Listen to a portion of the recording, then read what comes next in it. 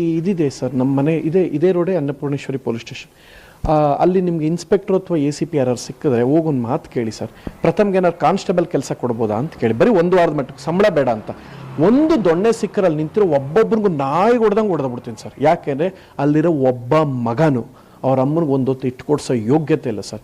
ಅಲ್ಲಿರೋ ಬೇವರ್ಸಿ ನನ್ನ ಮಕ್ಕಳಿಗೆ ಒಂದು ಸಲ ಈಸ್ಕೊಡಿ ಸರ್. ನೀವು ಇಷ್ಟೆಲ್ಲ ಮಾಡ್ತಿರಲ್ಲ, ನೀವು ನನ್ನ ಅದ್ರ ಬಗ್ಗೆ ಹೇಳು ಅಂತ ನಾನು ಏನೂ ಹೇಳಲ್ಲ. ನಾನು ಹೇಳೋದು ಒಂದು ಮಾತು, ನಿಮ್ಮ ಕೈಲಿ ಸಾಧ್ಯ ಆದರೆ ಅಲ್ಲಿ ACPನೇನೋ ಸಿಕ್ಕರೆ 1 ವಾರ ಇಸ್ಕೊಡಿ. ಒಂದು ನಾಯಲ್ಲಿ ನಿಂತ್ಕೋಬಾರ್ದು, ಹಂಗೆ ನೋಡ್ಕೊತೀನಿ. ಏನಾದರೂ ಆಗಲಿ ಸರ್ ಮುಂದೆ.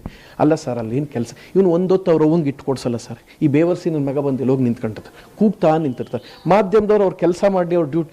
ಆಮೇಲೆ ಇನ್ನೊಂದು ಭ್ರಮೆಗೆ ಬಂದ್ಬಿಟ್ಟವ್ರು ಸರ್ ಒಂದಷ್ಟು ಜನ. ಅವ್ರಿಗೆ ಕ್ಯಾಕರಿಸಿ ಮುಕ್ಕುಗುದು ಈ ಮಾತನ್ನು ಹೇಳಿ, ನಮ್ಮಿಂದ TRP ಬರ್ತೈತೆ, ನಮ್ಮ ಇವರಿಂದ TRP ಬರ್ತೈತೆ. ನೋ, ಫಸ್ಟು ಕರೆಕ್ಟಾಗಿ ತಿಳ್ಕೊಳ್ಳಿ. ಇದ್ರ ಏನು ಮಾನದಂಡನೇ ಗೊತ್ತಿಲ್ಲ. ಯಾರೋ ಕೂತ್ಕೊಂಡು ಒಂದು ಹಾಕ್ಬಿಟ್ರೆ ಈ ವಾಟ್ಸಪ್ ಯೂನಿವರ್ಸಿಟಿಲಿ ಓದ್ಕೊಂಬಂದ್ಬಿಡ್ತಾವೆ ದಡ್ಡ ಮುದೇವುಗಳು.